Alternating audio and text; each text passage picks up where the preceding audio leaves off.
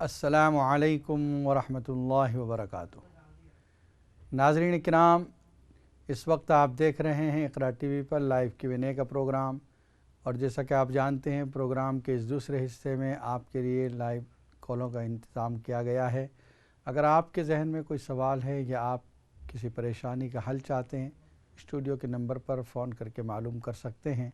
इंशाअल्लाह कुरान और सुन्नत की रोशनी में आपके सवालात के जवाबात दिए जाएंगे। एक कॉलर लाइन पर मौजूद है। अस्सलामु अलैकुम वरहमतुल्लाहि वबरकातुहू। वालेकुम अस्सलाम व रहमतुल्लाहि व बरकातहू। मुफ्ती साहब, मुझे आपसे 2 क्वेश्चन करने हैं। जी। एक ये है कि जो रोज़ा हम नहीं रख सकते हैं और उसका जो फिदिया अदा करते हैं, तो वो इस मुल्क के हिसाब से हम बाहर भेजेंगे या वहाँ की इन्फ्लेशन के हिसाब से? ठीक है। और दूसरा सवाल ये है कि मैं थोड़ा कंफ्यूजन हूँ कि कुछ स्कॉलर कहते हैं कि औरतों को कब्रिस्तान नहीं जाना चाहिए, कुछ स्कॉलर कहते हैं कि उन्हें जाना चाहिए, लेकिन औरतों को अल्लाह ताला ने नर्म दिल बनाया है, इसलिए वो कहते हैं कि उनके लिए मुमानियत है। तो आप बताएं कि जाना चाहिए या नहीं जाना चाहिए? ठीक है, जज़ाकल्लाह खैर। अस्सलाम वालेकुम। और एक कॉलर लाइन पर मौजूद है। अस्सलाम वालेकुम वरहमतुल्लाहि वबरकातुहू। वालेकुम सलाम रहमतुल्लाहि वबरकातुहू। मुफ्ती साहब कैसे हैं? अल्हम्दुलिल्लाह, आप ठीक हैं? अल्हम्दुलिल्लाह। मेरा एक सवाल है आपसे जी फरमाइए। कि मुझे थोड़ी सी प्रॉब्लम है सर की। ये सर के बाल है ना, वो बहुत गिरते हैं, तो मच बहुत गिर रहे हैं। डॉक्टर के पास जाती हूँ, सर के दवाई लगाने के लिए भी देते हैं और लोशन भी, शैम्पू देते हैं और टैबलेट खाने के लिए देते हैं, बदला कर देते हैं, कुछ फर्क नहीं पड़ा। तब बहुत ही बाल गिर रहे हैं, सिर पर बाल थोड़ा सा रह गए, क्लीन शेप हो रही है, तो बहुत परेशान है। कुछ पढ़ने के लिए आप दें।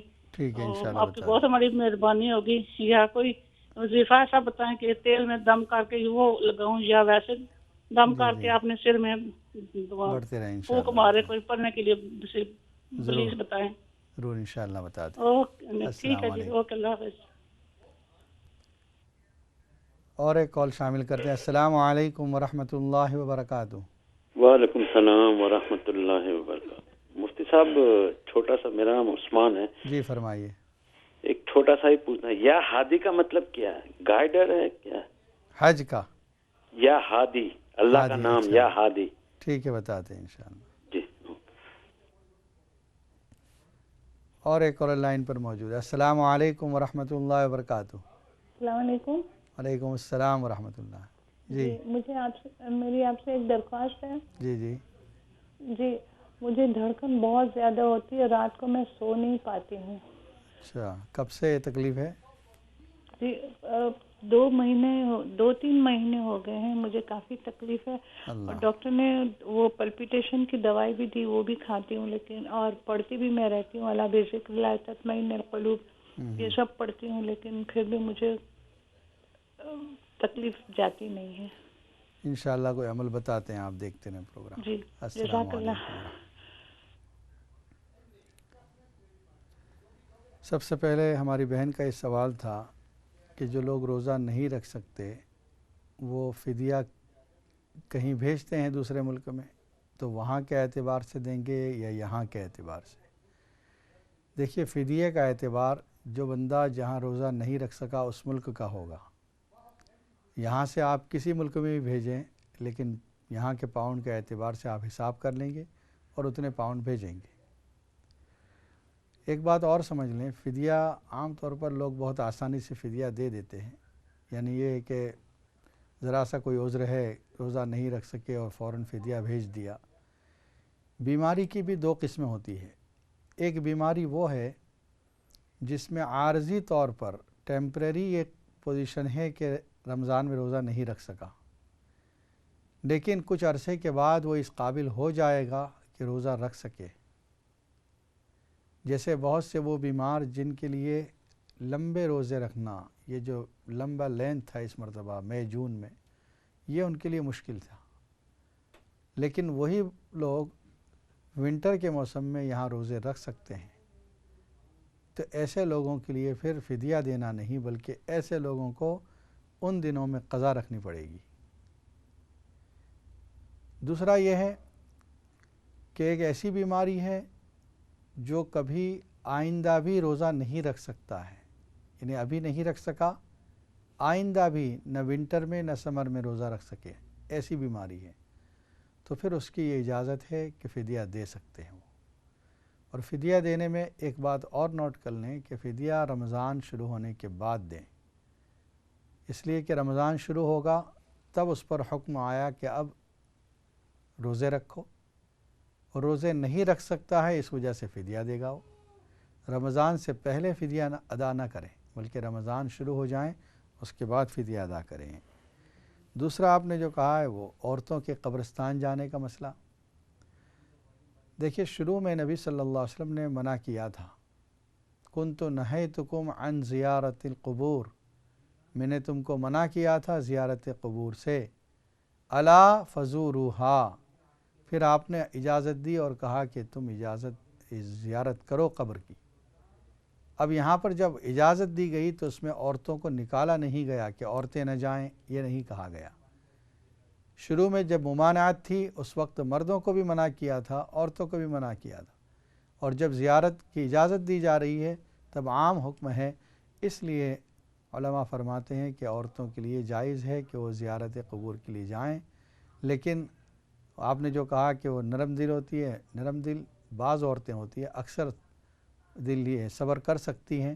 نبی صلی اللہ علیہ وسلم کے زمانے کی عورتوں کو دیکھ لیں، حضرت حمزہ رضی اللہ تعالی عنہ شہید ہوئے، ناک کان کاٹے گئے، حضرت صفیہ رضی اللہ تعالی عنہ ان کو دیکھنے کے لیے آنے لگیں، آپ صلی اللہ علیہ وسلم نے ان کو روک دیا اور کہا کہ بھائی کو اس حال میں دیکھ کر وہ صبر نہیں کر سکیں گی۔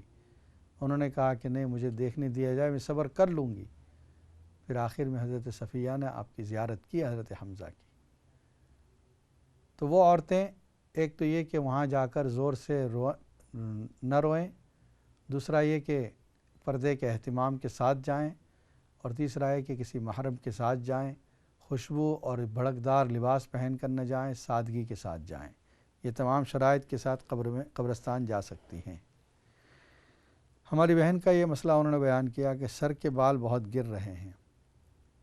ایک تو یہ کہ آپ جو علاج کر رہی ہیں وہ علاج بھی جاری رکھیں، اور اگر کوئی قدرتی علاج ہو سکتا ہے، ہربل کا علاج وہ کریں۔ قرآن مجید کی سورہ آل عمران کی تیسرے رکوع میں یہ آیت ہے، آپ اس آیت کا ترجمہ بھی یاد کر لیں تاکہ آیت ڈھونڈنے میں آسانی ہو۔ حضرت مریم علیہ السلام جب پیدا ہوئیں تو ان کی والدہ نے یہ کہا، اے اللہ، یہ تو بیٹی پیدا ہوئی ہے، میں نے جو منت مانی تھی کہ بیت المقدس کے لیے وقف کر دوں گی، اللہ تعالیٰ نے فرمایا فَتَقَبَّلَهَا رَبُّهَا بِقَبُولٍ حَسَنٍ وَأَنبَتَهَا نَبَاتًا حَسَنًا وَكَفَّلَهَا زَكَرِيَّا، رب نے اس کو قبول کیا اور ان کو بہترین طور پر بڑھایا، حضرت مریم علیہ السلام کی نشو و نما ہوئی۔ تو صرف یہ جملہ جو ہے وَأَنبَتَهَا نَبَاتًا حَسَنًا، یہ جملہ آیت قرآنیہ میں سے پارہ نمبر 3 سورہ آل عمران رکوع نمبر 3، اس کے اندر یہ آیت ہے۔ آپ اس آیت کو نکال لیں اور نوٹ کر لیں، یاد کر لیں، 11 مرتبہ اس آیت کو پڑھیں اور اپنے سر پر ہاتھ پھیر لیں، بالوں پر ہاتھ پھیر لیا کریں۔ اگر تیل استعمال کرتی ہیں اس پر ایک مرتبہ میں 100 مرتبہ پڑھ لیں ایک ساتھ، اور اس تیل کو استعمال کرتے رہے۔ وَأَنبَتَهَا نَبَاتًا حَسَنًا، اللہ تعالیٰ نے اس میں فرمایا کہ ہم نے ان کو بہترین نشو و نما عطا کی، ان کو بڑھایا۔ انشاءاللہ اللہ تعالیٰ آپ کے بالوں کو بھی نشو و نما عطا فرمائیں گے۔ ہمارے بھائی عثمان کا یہ سوال تھا کہ ہادی کا کیا مطلب ہے؟ ہادی یہ اس میں فاعل کا صیغہ ہے جس کے معنی ہوتے ہیں ہدایت دینے والا۔ قرآن مجید میں یہ لفظ استعمال ہوا ہے، وَإِنَّ اللَّهَ لَهَادِ الَّذِينَ آمَنُوا إِلَىٰ صِرَاطٍ مُسْتَقِيمٍ، اللہ تعالیٰ ہدایت دینے والا ہے ان لوگوں کو جو ایمان لائے صراط مستقیم کی طرف۔ اسی سے یہ فعل بھی ہے، اللہ یہدی من یشاء، اللہ تعالیٰ جس کو چاہتے ہیں ہدایت دیتے ہیں۔ اور بھی کئی جگہ یہ لفظ قرآن مجید میں استعمال ہوا ہے، اور تو اس میں فاعل کا صیغہ ہادی، ہدایت دینے والا، راستہ بتانے والا۔ پھر ہماری ایک بہن کا یہ ان کی درخواست ہے کہ ان کی دھڑکن بہت تیز ہو رہی ہے، حتیٰ کہ رات میں نیند بھی نہیں آتی۔ آپ جو عمل کر رہی ہیں وہ بھی جاری رکھیں۔ سورہ الم نشرح لک صدرک، اس کو آپ سوتے وقت پڑھا کریں، 11 مرتبہ یہ صورت پڑھیں اور اس کے بعد سوئیں۔ علم نشرح لک صدرک کے اندر خاص طور پر نبی صلی اللہ علیہ وسلم کو اللہ تعالیٰ نے یہ فرمایا ہے کہ ہم نے آپ کے سینے کو کھول دیا، ووضعنا عنک وزرک، آپ کا بوجھ وزن کم کر دیا آپ سے۔ اور ساتھ ہی ساتھ سورہ کہف کی آیت نمبر 10 جس میں اللہ تعالیٰ نے نیند کا تذکرہ کیا ہے وہ بھی پڑھیں۔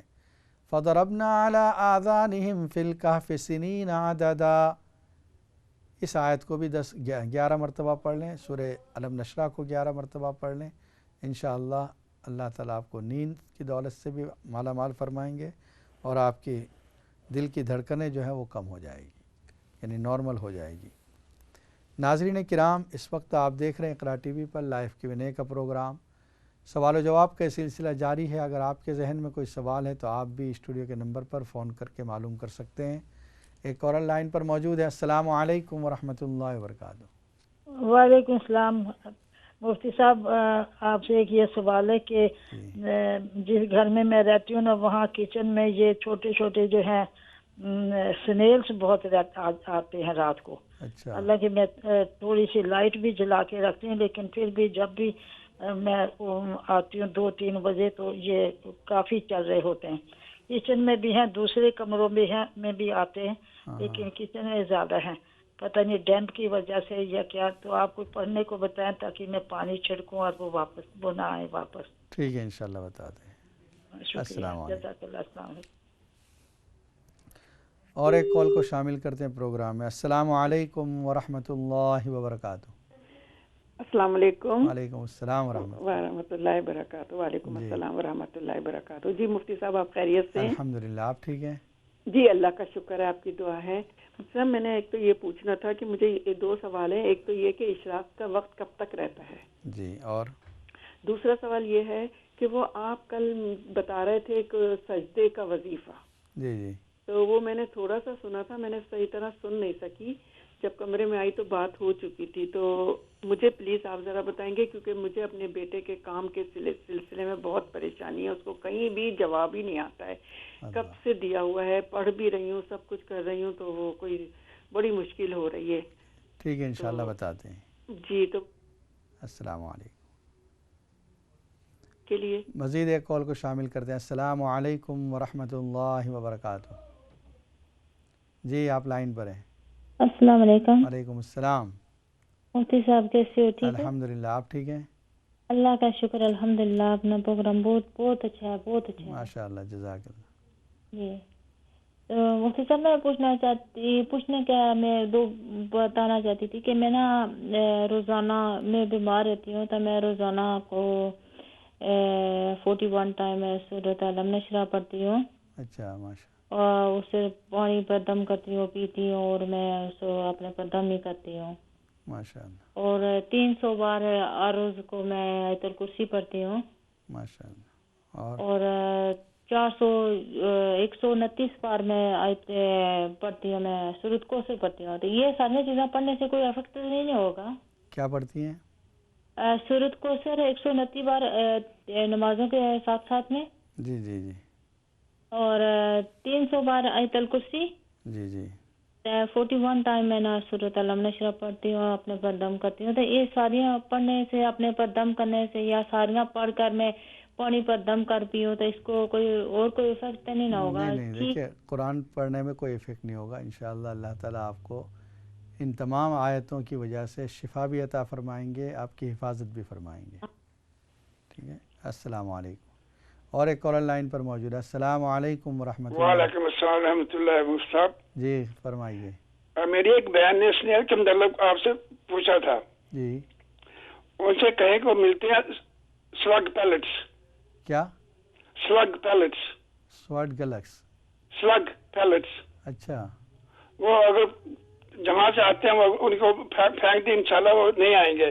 ان کہتے ہیں وہ چھوٹی چھوٹی گولی ہوتی ہے، ان کہتے ہیں سلگ پیلٹس۔ سلگ، اچھا، سلگ کے لیے دوائیں ہیں، اچھا، سلگ پیلٹس۔ وہ چھوٹے چھوٹے قطرے ہیں، وہ چھوٹے ہیں، وہ چھوٹے پیس ہیں، پیلٹس، سلگ پیلٹس۔ تو وہ ڈال دینے کے بس وہاں پر، وہ ڈالتے ہیں، انشاءاللہ وہ نہیں آئیں گے۔ چلو ماشاءاللہ، چلو ان بہن نے بھی سن لیا ہے اور بھی لوگوں کو پاؤنڈ کا فائدہ ہے۔ ملتا ہے، کافی بڑا ڈبہ ملتا ہے پیکٹ پاؤنڈ کا، وہ گرین کلر کے ہوتے ہیں، ڈارک گرین کے، وہ باہر پھینک دیں، انشاءاللہ نہیں آئیں گے. ماشاءاللہ، جزاکم اللہ. ان کو کہتے ہیں سلگ پیلٹس. ٹھیک ہے، جزاک اللہ. جزاکم اللہ. السلام علیکم. ہماری بہن کو یہ بہت اچھا انہوں نے نسخہ بتا دیا ہے کہ جن کے کچن میں وہ سلگ آتے رہتے ہیں، بس یہ ڈال دیں سلگ ٹیکس تو انشاءاللہ وہ مل جائیں گے. آپ موریسن وغیرہ میں یا کسی اس میں دیکھ لیں، کسی شاپ میں جہاں پر یہ گارڈن کا سامان ملتا ہے وہاں پر یہ مل جائیں گے. ہماری ایک بہن کا سوال تھا، اشراق کا وقت کب تک رہتا ہے؟ اشراق کے لفظی معنی ہوتے ہیں شروق، یعنی سورج کا نکلنا. جس وقت سورج نکلتا ہے اس کے 20 منٹ کے بعد آپ یہ نماز پڑھ سکتی ہیں، یہ اس کا بگننگ ٹائم ہے. اور پھر وہاں سے لے کر دن کے آدھا حصے تک، یہ یاد رکھ لیں، مطلب 6 گھنٹے اگر زوال تک ہے کہ 6 بجے سورج نکلا ہے اور 12 بجے ظہر کا ٹائم ہے، تو آپ 3 گھنٹے تک اشراق پڑھ سکتی ہیں، 6 بجے سے لے کر 9 بجے تک. 9 بجے کے بعد اگر آپ پڑھتی ہیں تو اس کا مطلب اب یہ چاشت کا وقت شروع ہو گیا ہے. تو اگر 3 گھنٹے میں پڑھ لیں تو یہ اشراق ہے. 3 گھنٹے کے بعد اگر پڑھیں گے، آدھا گزرنے کے بعد گویا پورے دن میں سے کوارٹر گزر جائے گا، تو پھر اب اشراق کا وقت ختم ہو جائے گا. سجدے والا عمل یہ ہے کہ ایک قبولیت کے لیے ایک موقع ہے. وہ یہ ہے کہ اگر آپ اپنی کسی اہم کام کو اللہ سے مانگنا چاہتے ہیں، کوئی خاص دعا ہے جو آپ کرنا چاہتی ہیں، تو قرآن مجید میں جہاں جہاں سجدے کی آیتیں ہیں ان پر ایک نشان لگا کے رکھ دیں. 14 جگہ ہے قرآن کریم میں سجدے. پہلے ایک آیت پڑھیں جو 9 پارے میں پہلا سجدہ آ رہا ہے، بس وہ ایک آیت جس میں سجدہ ہے وہ آیت پڑھ لیں، اس کے بعد سجدہ کریں. سجدے میں نارمل جو ہم پڑھتے ہیں 3 مرتبہ، 5 مرتبہ، 7 مرتبہ سبحان ربی الاعلیٰ پڑھیں، پھر بیٹھ جائیں. دوسری آیت جو پڑھیں وہ پڑھیں، پھر سجدہ کریں، پھر تیسری آیت پڑھیں، پھر سجدہ کریں. اس طرح پر آپ 14 مرتبہ جب سجدے کر چکیں گی، اس کے بعد بیٹھ کر پھر دعا کریں.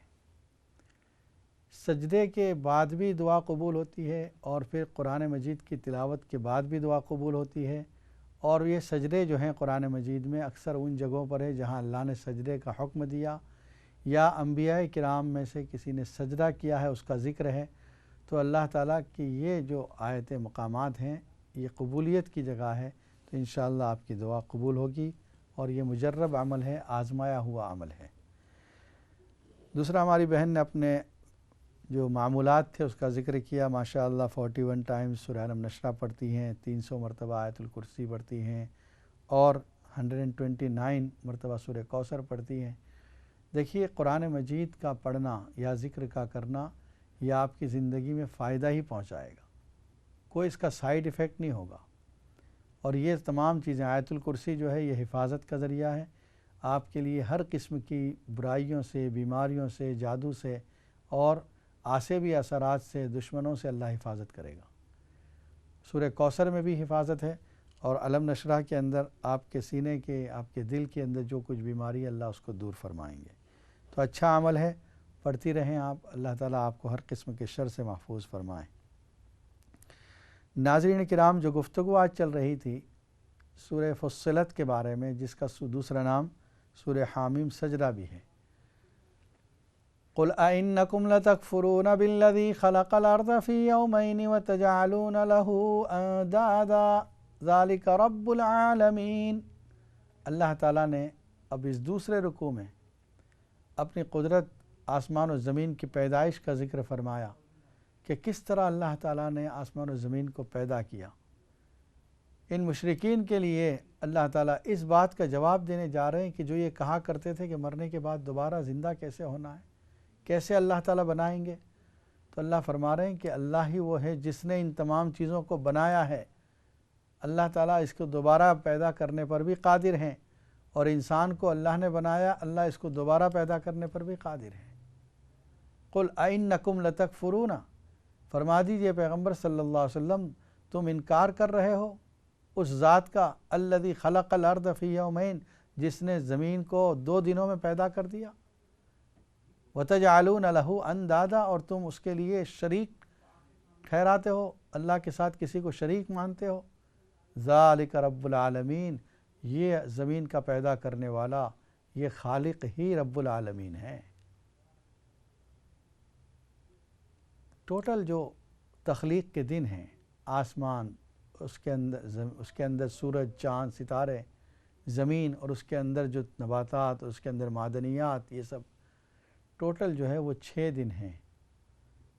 اور اسی میں حضرت آدم علیہ السلام کو بھی اللہ نے پیدا کیا ہے. پہلے جو ذکر آیا ہے اس آیت کے اندر، خلق الارض، زمین کو پیدا کیا. اس کے بعد آتا ہے ثم استوى الى السماء، پھر اللہ تعالیٰ آسمانوں کی طرف متوجہ ہوا. سورہ بقرہ میں بھی یہی ترتیب ہے.